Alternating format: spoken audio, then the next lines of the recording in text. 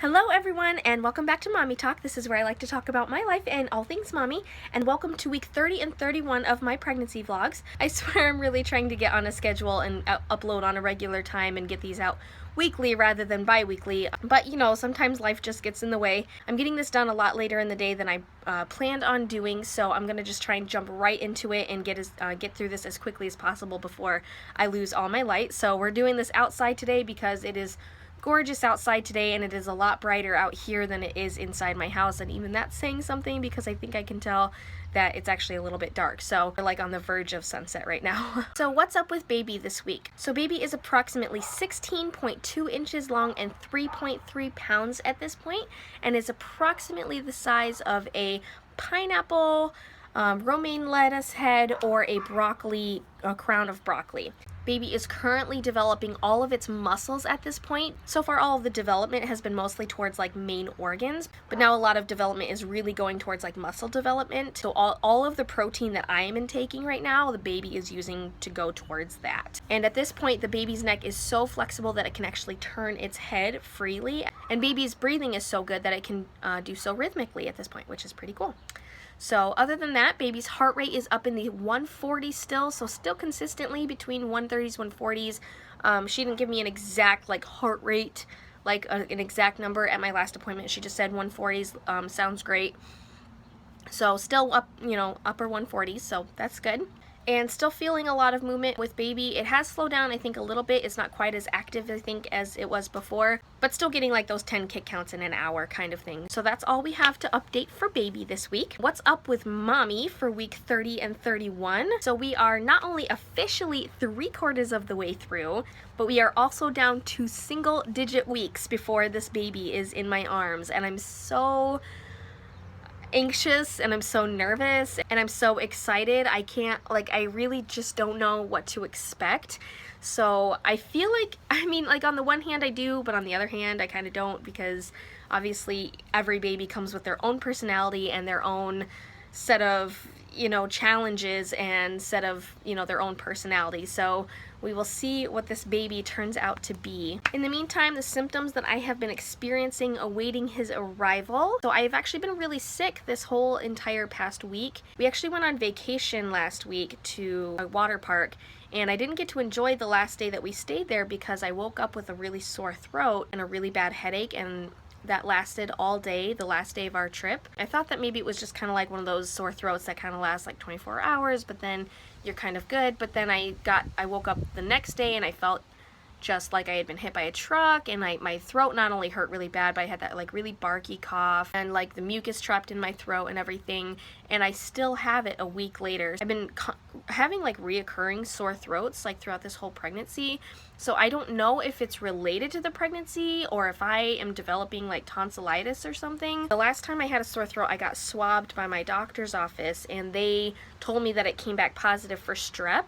So I got an antibiotic for that, and now I have this again. I was gonna try and see if I could get swabbed today actually, because it's been a week now that I've had this sore throat. I don't know if I'm gonna get the chance to drive over to the doctor's office to get swabbed, but so far I just seem to wake up every single day and, you know, the sore throat is still there. And you might even be able to tell that my voice is a little bit froggy because I've been dealing with this for over a week now. So that kind of sucks. Other symptoms include still being like really hot, and now that the weather is actually finally hot here and getting warmer in Michigan, because it was just really cold and rainy for like ever, it seemed like. We kind of skipped spring and just jumped right into summer. We had like an extra long winter and then jumped like right into the 80s. So it's been really hot here. So I had Cody install the AC in our house. We don't have central air in our house, so we have this little window unit that we use that does a really good job of keeping the house cool. But I am still pretty much hot all the time. I am not getting very much sleep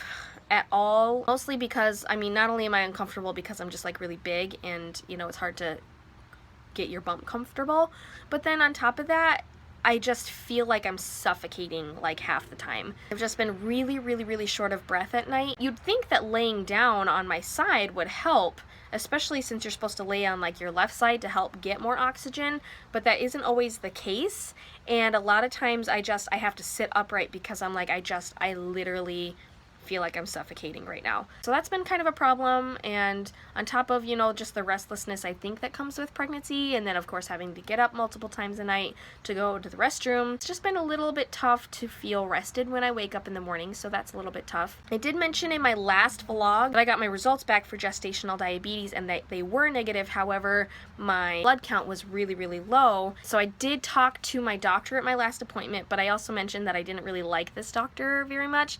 And me saying that is actually kind of like, that's actually a really nice way of putting it. I actually really, really just dislike this doctor. And so I didn't really get a chance to talk to her really all that much during the appointment. She already made us wait like 45 minutes past our appointment time, just sitting in the room. And it was very frustrating to us because we knew that she was sitting just right outside the hallway, really not doing anything. And then when she finally did come in, it just didn't faze her or concern her at all. I did bring it up that my blood count was really, really low, and she virtually told me that I'm most likely anemic, but she doesn't really care, that other doctors would probably care, but she didn't care. That's virtually what she told me. I don't know if I should bring it up at my next doctor's appointment. What would you guys do? Would you like push it and say like, okay, I'm anemic, I should like up my iron supply or something like that? And she just basically said, just keep taking your prenatals. I have basically every symptom of anemia, which I hear can be a little bit concerning depending on what your range is, because if you are too anemic and you don't get any iron transfusions, it could cause you to go into preterm labor, which I don't think I'm at risk for, but you know, you just never know with these things. So guess we will see, find out. Tell me what you guys think. What are your thoughts on the whole situation? What would you guys do? Alright, so weight gain for these past couple weeks. I don't even remember what I was at my last vlog, so I can't even tell you, but I was 160, I might be 161 at this point, so I don't know exactly how much I've gained since my last vlog. I want to say like 2 pounds. But anyway, so total weight gain, that would put me at, if I was 161, that would put me at 31 pounds total for the pregnancy. I haven't checked it in the past like 4 days because my battery in my scale died, so I have to go replace that, and I just haven't yet. It's just one of the many things on my list of things to do. So let's just go with 161, so that means total my weight gain is 31 pounds so far. That's a little concerning because that means I technically only have like 4 pounds left that I'm allowed to gain and 9 weeks left. I guess I'm not incredibly concerned. I don't know. I guess we'll see. I'm trying not to beat myself up about it, but you know, when those numbers are rising and you know that you shouldn't have eaten that extra taco last night, then you know it's your fault. And those are still my cravings too. I still want like everything sweet. That's what I crave. I just like, I want just bad foods for me. Why can't I crave good foods? Why can't I crave like salads or something? I normally do love salads. I normally do love healthy things, and I do try to incorporate that in my diet as much as possible, but those aren't the things that I crave. The things that I crave are like cookies and candy bars and you know, all the fun stuff. Alright, so I think that's all I have to report on. So the only thing that's left is to show you my 31-week belly.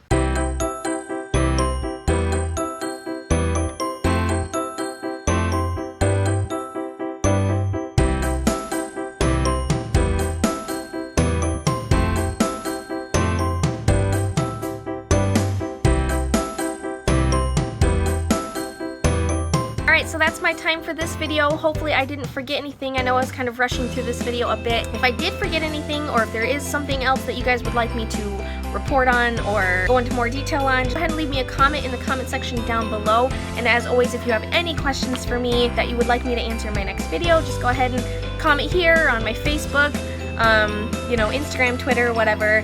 Just make sure that you tag me in it so that I see and let me know that you want me to answer it in my next video. Make sure you go ahead and click that like button down below, share with your friends, subscribe if you aren't already, and I will see you in my next video. Okay, bye guys! So I am officially a college graduate, and I am officially in 3rd trimester. I actually turned 29 weeks the day that I graduated, so that was really, really exciting.